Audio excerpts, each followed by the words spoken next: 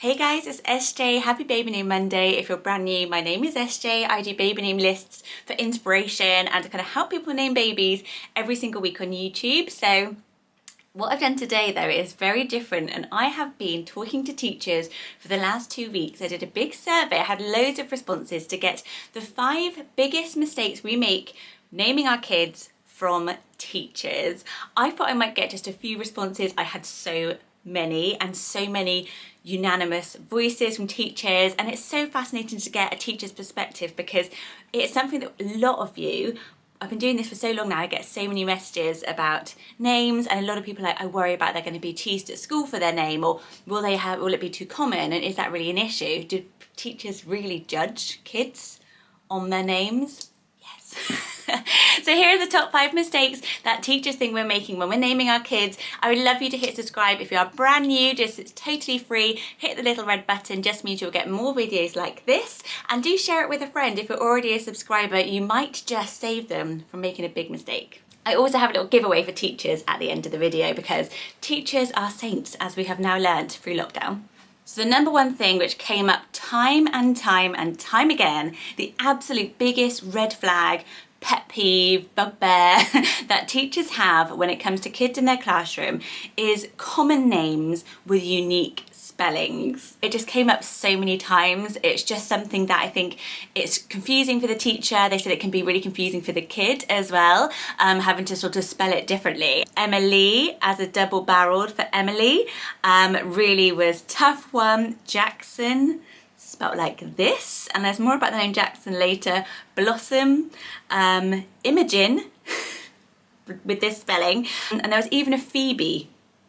So it really is the thing that came up the most by teachers, and I guess it's just because, as I said, it's just super duper confusing. But funnily enough, when it came to unique names, I thought this might be more something that they don't like, but actually a lot of teachers said they really like the unique names as long as they're not weird. There are some really funny weird names coming up, but unique names that just are spelt correctly and easily to say are absolutely fine with most of the teachers that got in touch. So they liked names like, there was somebody who said they loved a kid called Echo they'd had, Sage came up, Joni, these are all girl ones actually, Scout, Bellamy for a boy came up, just remembering. So sort of unique names outside of the top 50, but not odd and weird, were actually a thumbs up from teachers. So that's a good place to be in. And then I was really wondering whether or not there were names that got instantly judged. So I know we say there's no such thing as a naughty kid, but a lot of teachers were like, yep, there are names that are red flags. Like a lot of them that I've never had a nice in my class. And also teachers, it's so hard for them to then pick their own kids' names when you get pregnant as a teacher because you have such strong associations. And somebody was telling me as well, as a secondary school teacher, it's why when examiners get your GCSE papers, they don't put the name on it because people do judge you for your name. So should we avoid these names that are kind of going to be the most judged? And when it comes to obviously no naughty kids, but there are some that stuck out and came up again and again. Sorry if your kid's name is on this. I would say Spirited. I'm sure the teachers would agree. Jake, Max, Jack came up a lot. The biggest one for boys was anything ending in D-E-N, and about 10 teachers told me that. So your Haydens, your Cadens, your Jadens, apparently always naughty, always disruptive, not listening, stuff like that. So if that is on your list, you might want to take into consideration what teachers are saying. Harrison came up as well. I know loads of Harrisons. Apparently they're not so well behaved at school, or a teacher would see their name and potentially think they're not going to be. Obviously, there's an exception to every rule. When it comes to girls, it was quite interesting. So apparently names like Isla and Jessica are chatty. Really chatty names. Apparently Martha, high maintenance. So with girls, we seem to just give them more of a wider range. That says something about us, doesn't it? Alexandra, that can be a bit of a bully, apparently. So there are names that people judge, and that is very common. You know, we all do it. We can probably say that we don't, but we do, like, you know, we've all got associations with names that kind of make us think of them in a certain way. But yes, there is a bit of a judgment going on, so do maybe check your name with some teachers before you go for it. Overused names. So this was the biggest thing that you guys say to me when you messaged me. It's like, is it going to be like the 4 Olivers in the class, 6 Olivias?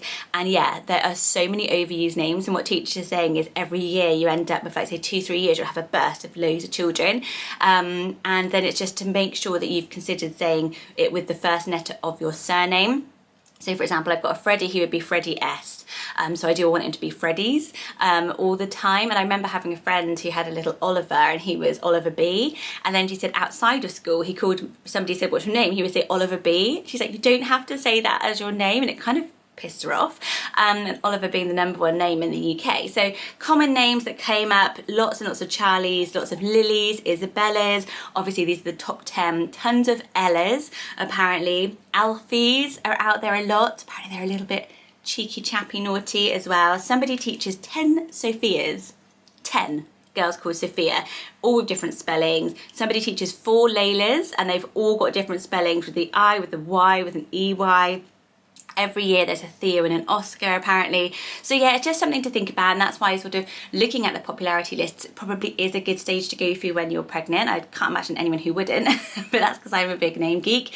But yeah, I've got the full list, and there's tons of videos here that I'm like outside of the top 50 type of names, but are still good names. So yeah, did you have a common name? They also said, interestingly, that double barreling a common name, a lot of us do that. I've got a double barrel named Sarah Jane, and they said that a lot of people said the majority of children then coming to school only go by their first name of the double barrel. So if you are going to choose a double barrel, maybe make sure like the initial works, like I can go by SJ, which was handy in a classroom full of Sarahs.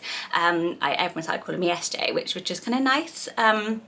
To have a sort of uniqueness about your name. So if you're going to double barrel it, maybe don't go with a Rose or a May, like an Ella Rose, Ella May, because those are also overly used. And would you want to be EM? Maybe not. So have a little think about it. I'm always here to consult in the comments section.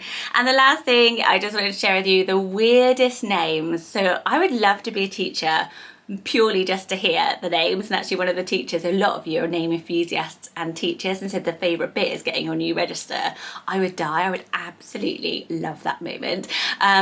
So the funniest, weirdest names though, guys. Somebody had taught twins Denim and Suede. Matching names, Jason Mason, Stephen Stevens. Like, it's either you just can't think of anything else, or you just don't really mind. Chelsea, like this, I think that would fall into the #1 bugbear. I think it's the perfect example of it. Someone's taught a Jack Daniels. Somebody's taught a DKNY, and it was pronounced Dekenwy. I just, you know, someone taught a little kid called English. Thanks to all the teachers for getting involved. As I said at the beginning, teachers, you are all so amazing to do what you've done, especially during 2020. I will be doing a special giveaway if you are a teacher and you're pregnant.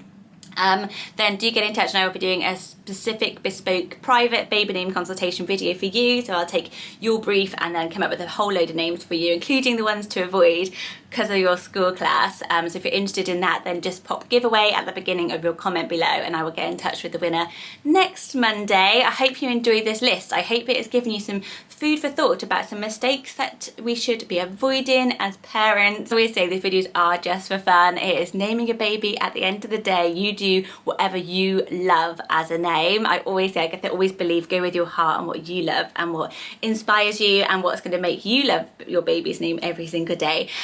Take care, guys. Have a wonderful week. Stay home, stay safe, stay well, and I will see you in my next video. Bye, guys.